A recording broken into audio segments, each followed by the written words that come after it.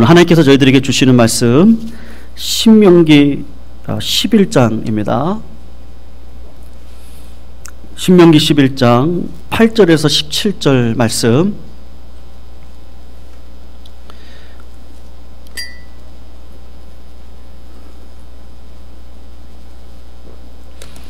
신명기 11장 8절에서 17절, 우리 교독으로 읽고 마지막 17절 같이 읽습니다. 제가 8절 먼저 읽도록 하겠습니다. 그러므로 너희는 내가 오늘 너희에게 명하는 모든 명령을 지키라. 그리하면 너희가 강성할 것이요 너희가 건너가 차지할 땅에 들어가서 그것을 차지할 것이며, 또 여호와께서 너희 조상들에게 맹세하여 그들과 그들의 후손에게 주리라고 흐르는 땅에서 너희의 날이 장구하리. 내가 들어가 차지하려 하는 땅은 내가 나온 애굽 땅과 같지 아니하니 거기에서는 너희가 파종한 후에 발로 물대기를 채소밭에 댐과 같이 하였거니와 건너가서 차지할 땅은 산과 골짜기가 있어서 하늘에서 내리는 비를 흡수하는 땅이 내 하나님 여호와께서 돌보아 주시는 땅이라. 연초부터 연말까지 내 하나님 여호와의 눈이 항상 그 위에 있느니라. 내가 오늘 너희에게 명하는 내 명령을 너희가 만일 청정하고 너희의 하나님 여호와를 사랑하여 마음을 다하고 뜻을 다하여 섬기면 여호와께서 너희 땅에 이른 비 늦은 비를 적당한 때에 내리시리니 너희가 곡식과 포도주와 기름을 얻을 것이요 또 가축을 위하여 들에 풀이 나게 하시리니 내가 먹고 배부를 것이라. 너희는 스스로 삼가라. 두렵건대 마음에 미혹하여 돌이켜 다른 신들을 섬기며 그것에게 절함으로 여호와께서 너희에게 진노하사 하늘을 닫아 비를 내리지 아니하여 땅이 소산을 내지 않게 하심으로 너희가 여호와께서 주신 아름다운 땅에서 속히 멸망할까 하노라. 아멘. 오늘은 우리가 살아가야 될 가나안 땅에 대해서 오늘 모세가 몇 가지 묘사와 기술을 하고 있는 본문들을 우리가 보고 있습니다. 성도님들, 우리가 어느 때 이제 시간이 되어지면은 죽음의 강을 우리가 건너게 될 것인데,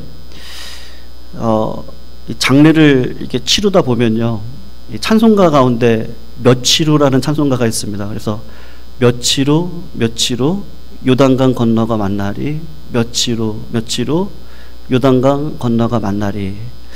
그래서 우리가 그 찬양을 부르면서 의식적으로 요단강을 건너는 건 죽음이라고 생각을 하게 되고, 그리고 요단강 건너면 가나안 땅에 들어가니까 가나안 땅은 이제 우리가 천국 가는구나, 그렇게 생각을 합니다. 그런데 일반적으로 다 옳은 뜻은 아닌 것 같습니다. 왜냐하면 가나안 땅을 이 천국으로 볼 수 없는 여러 가지 이유들이 있는데, 여러분, 가나안 땅에 들어가면 여전히 무엇이 있죠? 영적인 싸움이 있습니다. 제가 지난번에도 말씀을 드렸습니다만, 가나안의 7 족속은 죄를 상징하고 그 죄와 싸워서 승리를 해야 되는 영적인 전쟁이 기다리고 있고, 또 그 가나안 땅에서 영적인 전쟁을 통해서 승리만 있는 것이 아니라 패배도 있고 슬픔도 있고 아픔도 있고 절망도 있고 여러 가지 어려운 일들이 있습니다. 그런데 천국은 어떻습니까? 원수도 없습니다. 하나님을 알아가는 일에 어떤 장애물도 없습니다. 거기에는 영원한 기쁨과 영원한 평안만 있을 뿐이고, 하나님을 알아가는 일에 있어서 이제는 완전히 하나가 되어져서 늘 기쁨만 존재하는 것이죠. 그러니까 가나안 땅을 천국이다라고 우리가 또 생각을 할 수가 없는 겁니다. 여러분, 구원의 여정을 이렇게 보시면, 제가 의도적으로 작년 1년 동안 구약만 가지고 새벽 예배를 계속해서 말씀을 드렸었는데 이유가 있습니다. 구약을 알아야 이 신약을 해석을 할 수 있고 우리의 삶에 적용을 할 수 있는데, 출애굽기를 통해서 여러분, 애굽은 무엇을 상징한다고 말씀드렸습니까? 죄의 노예된 상태를 상징한다라고 말씀을 제가 드렸습니다. 이스라엘 백성들이 애굽에서 노예 생활을 한다는 것은 본인들을 통치할 왕이 이방 왕인 것이죠. 이 사단을 상징하는 애굽의 왕이 그들의 왕이 되어져서 그들을 착취를 합니다.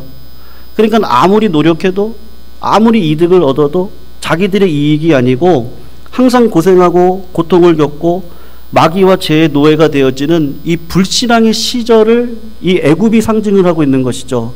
그리고 출애굽을 할 때 6월절 날 어린 양의 피를 발랐던 이스라엘 백성들은 하나님께서 다 살려주시듯 예수 그리스도의 십자가를 의지하고 믿음으로 구원받는 백성들이 일어나게 되는데, 그것이 출애굽인데 그 이스라엘 백성들이 다 어디를 경험하게 됩니까? 광야와 같은 이 세상을 다 경험하게 되어져 있습니다. 그러니까 광야는 구원을 받기는 했는데, 여러분 구원이라는 거는 단편적으로 끝나는 게 아닙니다. 성경을 분명히 보시면 내가 이제 구원받았습니다. 근데 구원의 열매가 없으면요, 구원받는 자가 아닌 거죠. 우리가 그것을 꼭 조심을 하셔야 됩니다. 구원은 현재형이지만 과거형이었지만 그러나 미래 진행형입니다. 그래서 내가 구원 받았습니다. 그러나 내가 구원을 받고 살아가고 있습니다. 그래서 구원을 받을 겁니다. 두려움과 떨림으로 구원을 이루라고 얘기했던 사도 바울의 고백과 같이 롯의 아내가 뒤를 돌아봐서 소금기둥이 되었듯 사도 바울은 마라톤의 경주자처럼 뒤를 돌아보지 말고 앞을 향해 나아갈 것이고, 또 군사로 우리를 비유해서 왕이 명령하면 뒤를 돌아보지 말고 앞으로 전진해서 걸어가야 된다. 그래서 구원의 여정이 우리가 죽을 때까지 끝나지 않는 것이다 라고 이야기를 하고, 그래서 늘 마음을 살피고 조심을 하라고 이야기를 하는 것이죠. 그래서 여러분 광야라고 하는 진역을 반드시 넘어가야 됩니다. 그러니까 광야는 지나가야 되는 곳이고요, 시험을 통과해야 되는 곳이죠. 그리고 가나안 땅에 입성을 해서 그 가나안 땅에서 구원의 확신과 용기를 가지고 성령에 충만한 상태에서 하나님께서 이루고자 하시는 나라를 이 땅 가운데 이뤄가는 거, 그것이 하나님께서 가나안 땅을 저희들에게 주신 이유고 지금 이 땅이 가나안 땅과 같은 것이죠. 여러분, 그런데 하나님이 들어가도록 하나님께서 허락하셨지만 이스라엘 백성들이 해야 될 일이 있고 저희들이 해야 될 일이 있는 겁니다. 하나님께서 축복을 약속하셨지만 축복을 받기 위한 삶의 행동이 수반이 돼야 되는 것이죠. 그래서 오늘 본문 말씀을 보시면 8절 말씀을 성도님들 보세요. 너희는 내가 오늘 너에게 명하는 모든 명령을 지켜라. 그리하면 너희가 강성할 것이다. 그리고 너희가 어떻게 하랍니까? 가만히 있으면 가나안 땅이 우리한테 오는 게 아니라 건너가라 그러고 차지하라고 이야기를 하고 있습니다. 거주민을 쫓아내야 되는 것이고요, 안 들어가면 안 됩니다. 들어가야 되고, 들어가서 여행하고 있으면 안 되는 것이고, 쫓아내서 정착하고 그 땅을 차지하고 살아가는 것, 바로 그것을 이야기하는 것인데, 성령 충만도 똑같죠. 성도님, 우리가 어떻게 성령 충만을 받고 신앙의 기쁨을 가지고 살아갈 수 있어요? 성경에서는 그것을 구하라고 그러잖아요. 우리가 지금 사도행전을 살피는데 사도들이 성령을 받기 전에는 아무것도 하지 말라 그럽니다. 모여서 기도에 힘쓰고 예루살렘을 떠나지 말아라. 왜냐하면 성령이 임재하고 성령의 능력으로 교회가 세워져야 되니까. 그러니까 하나님께서 성령 충만을 위해서는 기도해라, 그래서 구하라, 찾아라, 두드리라, 그러면 너희에게 성령을 선물로 주시지 않겠느냐. 그러니까 가나안 땅도요, 똑같은 것이죠. 우리가 구하고 찾고 두드리는 자에게 가나안 땅의 영광이 임하고 하나님 나라의 축복이 무엇인지를 내 삶 속에서 경험하고 살아갈 수 있는 것인데, 마태복음 11장 12절을 보면 세례 요한의 때부터 지금까지 천국은요 침노를 당한다. 근데 침노하는 자가 빼앗는다. 여러분, 야곱이 다 잘못했는데 하나 잘한 게 뭐 있어요? 장자권. 하나님 나라에 대해서 소망을 갖고 살아갔던 그거 하나는 야곱이 잘했던 것이죠. 여러분, 우리가 살아가야 될 이 가나안 땅은 세 가지 특징이 있습니다. 애굽 땅과 비교했을 때 오늘 10절을 보면 내가 들어가 얻으려 하는 땅은 내가 나온 애굽 땅과 같지 않다. 애굽 땅과 다르게 세 가지 특징이 있는데, 물의 공급원이 다르고, 그리고 공급하는 그 방법이 다르고, 그리고 물을 저장하는 방법이 다릅니다. 여러분, 애굽의 물의 공급원은 어디죠? 애굽은 어디예요? 땅이에요? 강이에요? 아니면 하늘이에요? 애굽의 공급원은요, 가서 보시면요, 저도 한번 가서 보았는데 나일강에서 배를 타본 적이 있었거든요. 여러분, 애굽의 물의 공급원은 땅과 강입니다. 애굽 땅을 가서 보시면 절반이 다 모래예요. 그러니까 하늘에서 비가 아무리 내려도 그 땅은 물을 담아 놓을 수 없는 땅입니다. 그래서 애굽 사람들은 어디를 의지하냐면 나일강을 의지를 해요. 나일강에 비를 담아 놓고 그 물이 흘러갑니다. 그러니까 봄만 되면 물이 범람을 하고, 그래서 애굽 사람들은 물의 근원이 되는 나일강을 떠나지 못하고 나일강에서 흘러나오는 물을 저수지에 담아다가 필요할 때마다 관기시설을 만들어 가지고 모든 것들을 행해 나가는 것인데, 그 애굽의 물의 근원은 땅과 강이에요. 근데 가나안 땅의 물의 근원은 어디죠? 하늘입니다. 하나님께서 이른 비와 늦은 비를 필요할 때마다 내려주세요.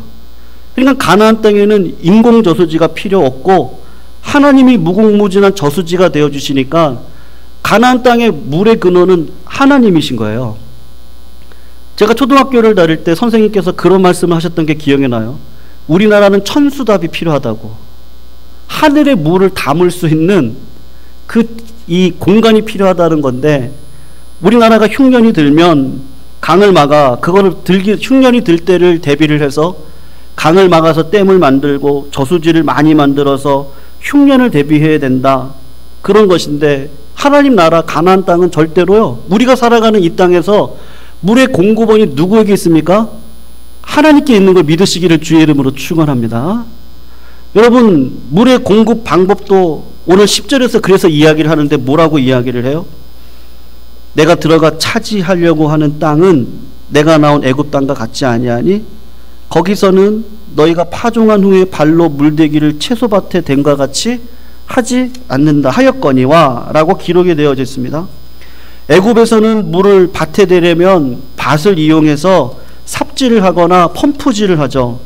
길을 내고 물꼬를 트고 물 펌프를 통해서 물을 끌어올리고 육체적인 노동을 해서 일을 해야만 물을 공급할 수 있습니다. 근데 가나안 땅은 물을 대기 위해서 인간의 계획이 필요가 없어요. 발이나 손이나 머리를 쓸 필요가 없고, 가나안 땅에 있는 사람들은 그저 어떻게 하면 됩니까? 씨 뿌리는 비유 아시죠, 성도님들? 씨를 뿌릴 때 어떻게 뿌리죠? 우리나라는 이렇게 땅을 호비로 파고 거기다가 집어넣고 흙을 덮고 물을 주잖아요. 근데 이스라엘은 그런 게 없어요. 그냥 씨앗을 갖다가 그냥 하늘을 향해서 날립니다. 날리면 그 씨앗이 어디에는 길가밭에 떨어지고요, 어디에는 돌짝밭에, 가시밭에, 그리고 옥토에 떨어지고, 그리고 가서 실은 거예요.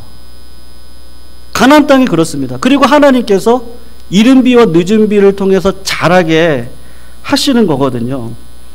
그러니까 성도들은 그냥 마음이 쉬면 됩니다. 그리고 하나님께서 주시는 사랑을 받아서 그걸 가지고 살아가는 것이죠. 여러분, 불신자들이 살아가는 방법을 한번 보세요. 얼마나 피곤한지. 어려서부터 야망을 키우죠. 돈을 버는 야망, 출세를 위한 야망, 권력을 위한 야망. 우리는 그런 거 없습니다. 그러니까 하나님께서 필요한 분에게는 권력도 주시고 물질도 주시고 자리도 주시고 여러 가지를 주셔서, 하나님께서 나에게 이걸 통해서 주의 영광을 위해서 쓰라고 하는구나, 그거를 알아 청지기적인 사명을 감당하는 것이지 그것이 목적은 아닙니다. 근데 세상 사람들은 그게 목적이죠. 부자가 되는 게 목적이에요. 권세를 얻는 게 목적입니다. 그래서 새벽에 일찍 일어나고 밤늦게 잡니다. 그렇게 하다가 건강도 해칩니다. 근데 시편에 127편 2절에 이런 말씀이 있는데, 이 말씀이 우리 성도님들에게 그대로 이루어졌으면 좋겠어요. 너희가 일찍이 일어나고 늦게 누우고 수고의 떡을 먹음이 헛되다.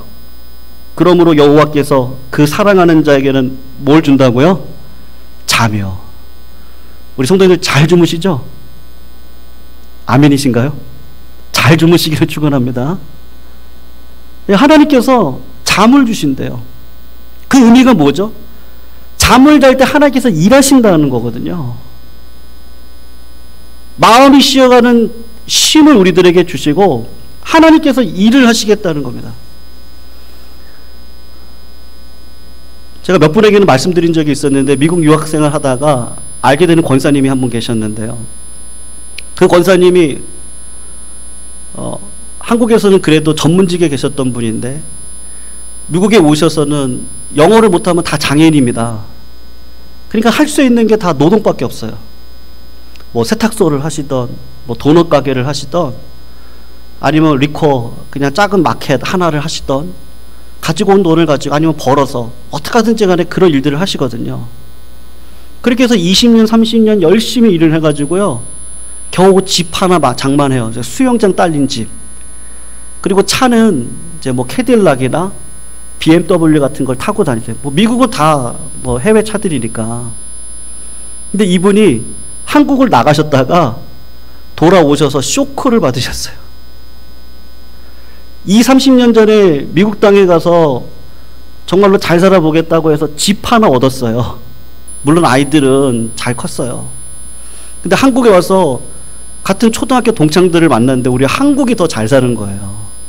더 풍요롭게 살고 더 좋은 거, 더 좋은 옷.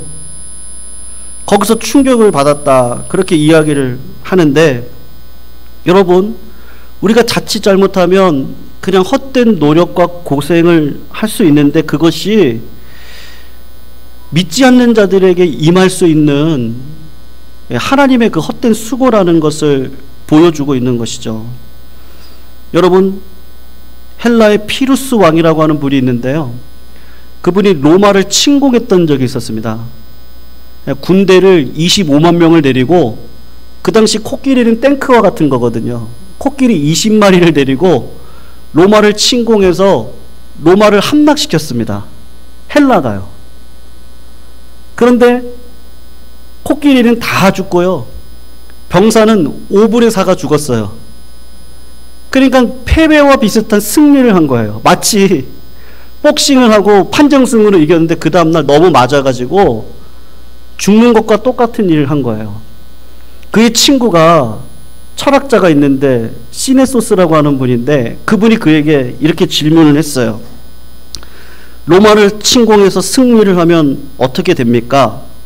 그랬더니 피루스 왕이 내가 이태리 전체를 지배할 수 있지 않느냐 그렇게 이야기를 했어요.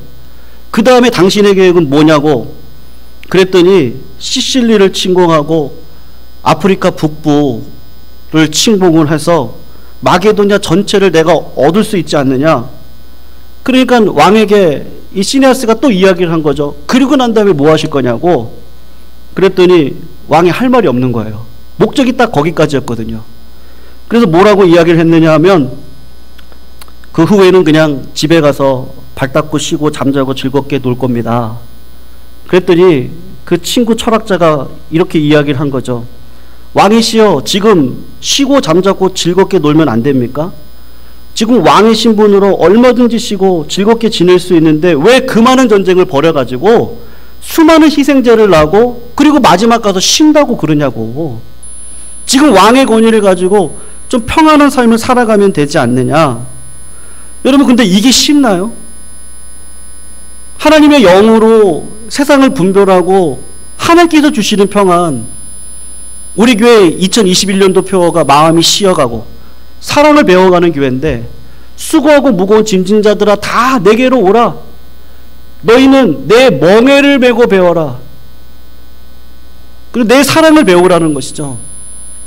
예수 그리스도 안에서 진정한 사랑이 있는데 왜 그렇습니까? 여호와께서 집을 세우지 아니하시면 세우는 자의 수고가 헛됩니다. 여호와께서 성을 세우지 아니하시면 경성하는 자의 수고가 헛되다는 것을 우리가 압니다. 결국은 하나님이 해주셔야 되니까 하나님의 방법대로 가야 되는 거죠. 그래서 하나님께서 가나안 땅에 세 번째로 주시는 특징이 무엇이냐면 물의 저장 방법이 달라요. 성도님 11절 말씀을 잠깐 한번 보시겠어요? 우리 같이 한번 읽어볼게요. 11절 같이 읽어보겠습니다. 시작. 너희가 건너가서 차지할 땅은 산과 골짜기가 있어서 하늘에서 내리는 비를 흡수하는 땅이다. 여러분 애굽은 이집트는요 평평한 땅이 많습니다. 가서 보면요 거의 평평해요. 산도 많지 않아요. 근데 가나안 땅은 딱 가서 보면 산맥을 이루고 있어요. 물론 건조하긴 합니다. 근데 여러분, 애굽 땅에서는 평평한 데에서만 농사를 지어야 돼요. 왜냐하면 땅이 높으면 나일강 물을 끌어다가 쓸 수가 없는 거예요. 그러니까 낮은 땅인데 평평한 땅에다가 물을 끌어가지고 농사를 짓는 겁니다. 근데 가나안은 산도 있고 골짜기도 있고 평지도 있어요. 그러니까 산과 골짜기가 있다는 것은 비를 흡수할 수 있기 때문에 땅 자체에 뭐가 있습니까? 물이 있습니다. 그래서 가나안은 조금만 이 땅을 파면은 물이 나오는 곳이에요. 여러분, 우리가 가나안 땅, 산과 골짜기가 있는 땅을 지금도 우리가 살아가는데 우리 신앙생활 가운데 굴곡이 있습니다. 어떨 때는 산꼭대기 같은 곳에 올라가서 때로는 비전도 생기고 승리를 맛보기도 하고, 어떤 때는 사망의 음침한 골짜기에서 슬퍼하고 탄식하기도 하는데, 여러분, 우리가 잊지 말아야 될 게 무엇이에요? 산이든 골짜기든 가나안 땅은요, 손을 내밀어서 아브라함이 우물을 팠던 그 장소를 누가 파죠? 이삭이 파잖아요. 그걸 기억하고 이삭이 아브라함이 팠던 우물을 팝니다. 가나안 땅은요, 땅을 파기만 하면 샘물이 솟아나오는 땅입니다. 성도들, 그러니까 우리가 살아가는 이 땅 가운데 어려워도 땅을 파시기를 주님의 이름으로 축원합니다. 어려워도 하나님 앞에 나와서 기도하시기를 축원합니다. 그러면 영생하도록 솟아나는 성령 충만의 은혜가 우리 가운데 있을 거예요. 그러니까 우리 주님은 뭐라고 말씀하시느냐? 명절 끝날 초막절 날에 예수께서 뭐라고 하냐면, 누구든지 목마르거든 내게로 와서 마셔라. 나를 믿는 자는 성경의 이름과 같이 그 배에서 생수의 강이 흘러나리라 하시니, 이는 그를 믿는 자의 받을 성령을 가리켜 말씀하십니다. 성령께서 우리 안에 계신 걸 믿으시죠? 내 안에 계신 성령님이 오늘도 땅을 파면요, 기도하는, 또 말씀을 하는, 말씀을 듣는 그 자리에 우리가 서기만 하면 하나님께서 저희들에게 성령의 충만함을 도와주셔서 정말 참되고 복된 길을 걸어갈 수 있도록 아버지 하나님께서 인도해 가시는 것이죠. 그래서 가나안 땅은 하나님께서 주신 우리들에게 특권이 하나가 있습니다. 그것이 12절이에요. 성도 12절 잠깐 같이 한번 읽어볼게요. 읽어보겠습니다. 시작. 내 하나님 여호와께서 돌보아 주시는 땅이라 연초부터 연말까지 내 하나님 여호와의 눈이 항상 그 위에 있느니라. 하나님께서 연초부터 연말까지 1월 1일부터 12월 31일까지 여호와 하나님의 눈이 1초도 빼지 않고 누구 위에 있다고 합니까? 시편 34편을 보니까 여호와의 눈은 의인을 향하시고 그 귀는 저희의 부르짖음에 기울이신다. 여호와의 눈이 우리 위에 계신 이유는 사랑하는 자녀들이 무슨 고통이 있는지, 지금 무엇을 기도하고 있는지를 하나님께서 듣고 계시는 것이죠. 역대하 16장 9절 말씀을 보면 여호와의 눈은 온 땅을 두루 감찰하시고 뭐라고 말씀하세요? 전심으로 자기를 찾는 자들을 향하여서 능력을 베푸신다. 성도님들, 현대인들은 자연의 현상과 하나님의 뜻이 관계없다고 생각을 합니다. 그래서 지금 코로나19로 인해서 하나님께서 저희들에게 주시는 분명한 교훈이 있죠. 분명 우리 교회가 회개를 해야 됩니다. 그리고 교회가 다시 써야 됩니다. 근데 영안의 눈이 없는 세상 사람들은 백신이 필요 없다는 말씀이 아니고요, 백신이 필요합니다.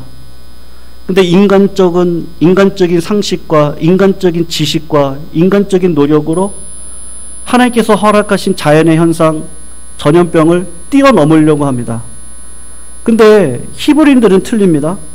자연의 현상이 하나님의 뜻이라고 생각을 하고 자연을 통해서 말씀하시어서 가나안 땅에 하나님께 순종을 하면, 오늘 본문 말씀 우리가 하반절을 보면 나오는데, 말씀에 순종을 하면 하나님께서 언제든지 복직과 포도주와 모든 것들을 주시기 위해서 이른 비와 늦은 비를 반드시 허락하실 것이다 라고 말씀을 하십니다. 근데 하나님이 아닌 다른 신을 따라 섬기면 하늘이 닫히고 비가 내리지 않고 여호와께서 주신 아름다운 땅이라고 하도 결단코 망할 것이다 라고 말씀을 하고 있습니다.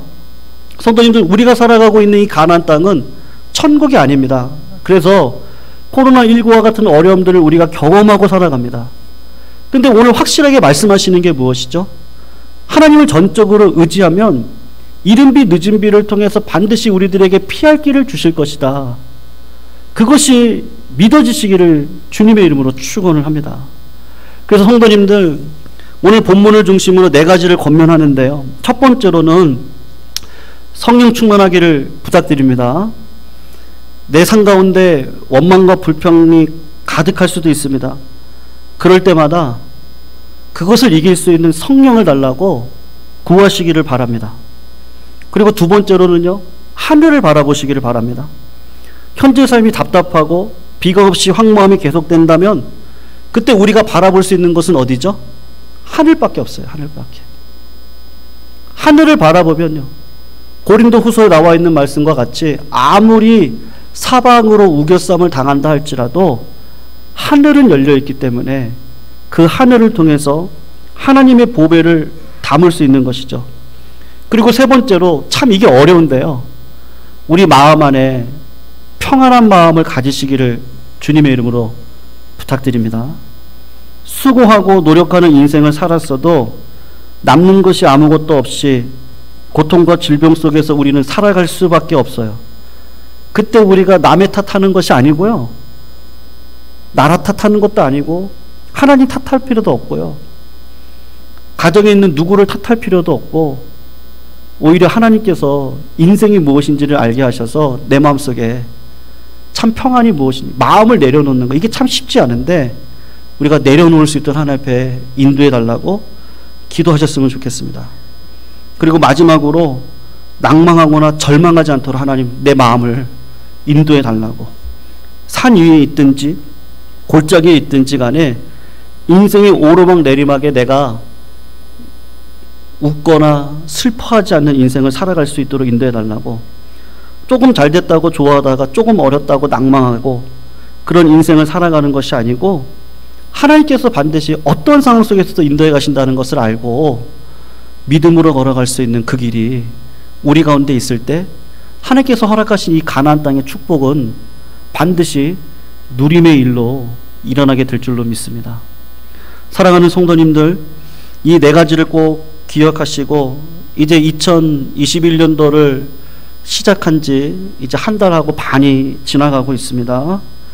우리 성도님들의 가정과 교회와 삶의 터전에서 하나님께서 반드시 함께 하신다는 것을 기억하시고, 언제든지 하나님 앞에 나와서 부르짖고, 안 되면 신음이라도, 안 되면 와서 그냥 가만히 앉아만 계시더라도 하나님께서 그 기도를 통해서 반드시 은혜 베풀어 주신다는 거 잊지 마시고, 늦은 비와 이른 비를 허락하신 하나님을 의지하고, 사람의 계획이 아니라 하나님의 계획을 통하여서 그 생수의 참 맛을 누리며 살아가시는 믿음의 종들이 다 되시기를 주님의 이름으로 축원합니다.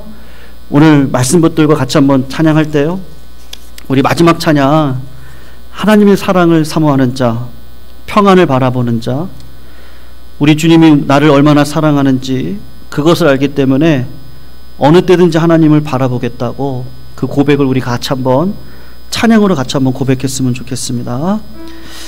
어두움에 밝은 빛을 비춰주신 하나님, 나의 작은 신음에도 응답하셔서 어디 있든지 주를 향하고 주만 바라보겠다고 하는 이 찬양의 고백 우리가 한번 같이 하겠습니다. 하나님의 사랑을 사모하는 자, 하나님의 평안을 바라보는 자, 너의 모든 것 창조하신 우리 주님이 너를 얼마나 사랑하시는지, 하나님께 찬양과 경배하는 자, 하나님의 선하심을 닮아가는 자, 너의 모든 것 창조하신 우리 주님이 너를 자녀 삼으셨네. 하나님 사랑해, 하나님 사랑해, 눈으로 어느 때나 바라보시고 하나님 인자로서 언제나 너에게 기울이시니 어두움에 밝은 빛을 비춰주시고 너의 작은 신음에도 응답하시니 너는 어느 곳에 있든지 주를 향하고 주만 하나님 사랑의 눈으로 너를 어느 때나 하나님 사랑의 눈으로 너를 어느 때나 바라보시고 하나님 인자한 길로서 언제나 너에게 기울이시니 어두움에 밝은 빛을 비춰주시고 너의 작은 시름에도 응답하시니 너는 어느 곳에 있든 주를 바라고 주만 우리 한 번만 더 고백하겠습니다. 하나님의 사랑의 눈으로 나를 언제나 바라보시고 하나님 사랑의 눈으로 너를 어느 때나 바라보시고 하나님 인자한 길로서 언제나 너에게 기울이시니 어두움에 밝은 빛을 비춰주시고 너의 작은 신음에도 응답하시니 너는 어느 곳에 있든지 주를 향하고 주만 우리 고백합니다. 주만 바라보겠습니다. 주만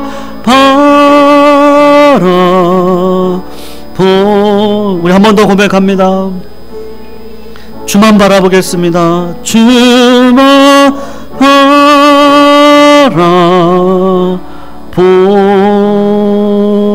바라볼지라. 성도님들, 주님 바라보는 건 내 힘으로 안 되더라고요.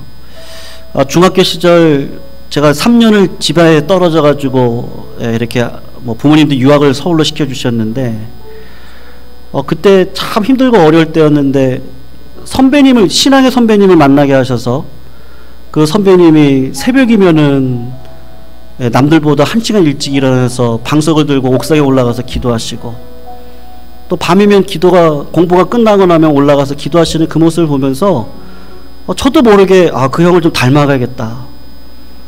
그래서 그 형을 따라서 중학교 시절에 그렇게 기도를 했는데 어느 순간 기도를 또 잊었습니다. 근데 하나님께서 또 청년의 때에 사명을 가지고 어떻게 살아가야 될지 고민할 때 하나님께서 3년을 기도시키는데 2000년 3월 3일 날 금요일날 새벽에 하나님께서 음성을 들려주시면서 저를 여전히 바라보고 있는 그 하나님을 기억나게 하시더라고요.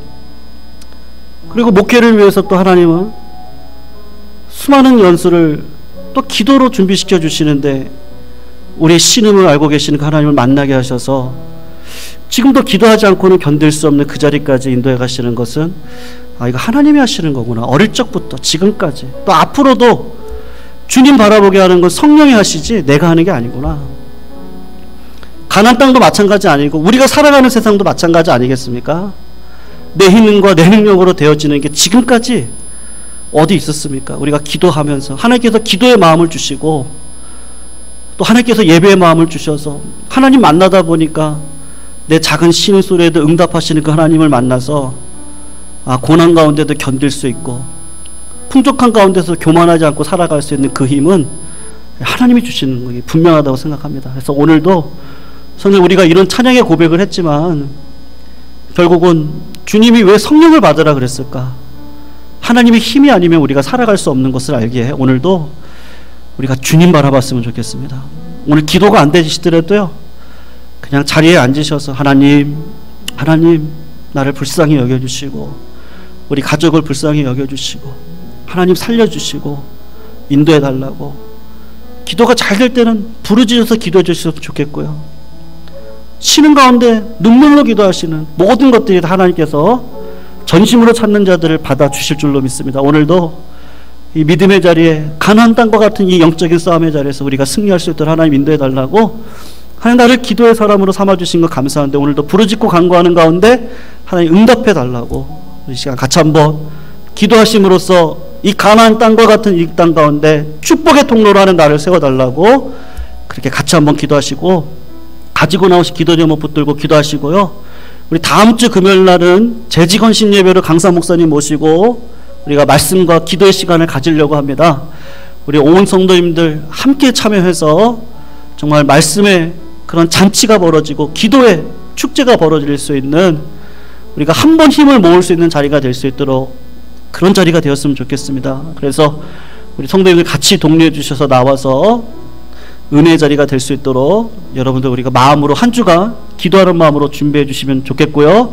돌아오는 주일 또 하나님의 임재가 있는 예배가 드러날 수 있도록 역사해 달라고 시간 같이 한번 기도해 주시고, 우리 가지고 나오신 기도 제목 붙들고 기도하시면 좋겠습니다. 우리 같이 하나님 앞에 기도함으로 나아가도록 하겠습니다. 사랑하는 하나님 감사합니다. 아버지 하나님께서 허락하여 주신 은혜를 누리고 걸어갈 수 있도록 인도해 주시니 감사함을 올려드립니다. 하나님 베풀어 주신 은혜를 따라서 오늘도 주의 길을 걸어가기를 원하지만 하나님 내 힘과 내 능력으로 걸어갈 수 없음을 압니다. 오늘도 하나님 내 안에 있는 것이 아닌 내 안에 계신 성령님의 은혜를 의지하고 걸어갈 수 있도록 인도해 주시옵시고, 이는 힘으로 능으로 내어줄 수 없는 것을 압니다. 하나님 바라보는 것도 하나님께서 애통하는 마음을 주시고 가난한 마음을 주셔야 주님 바라보고 걸어갈 수 있는 줄로 압니다.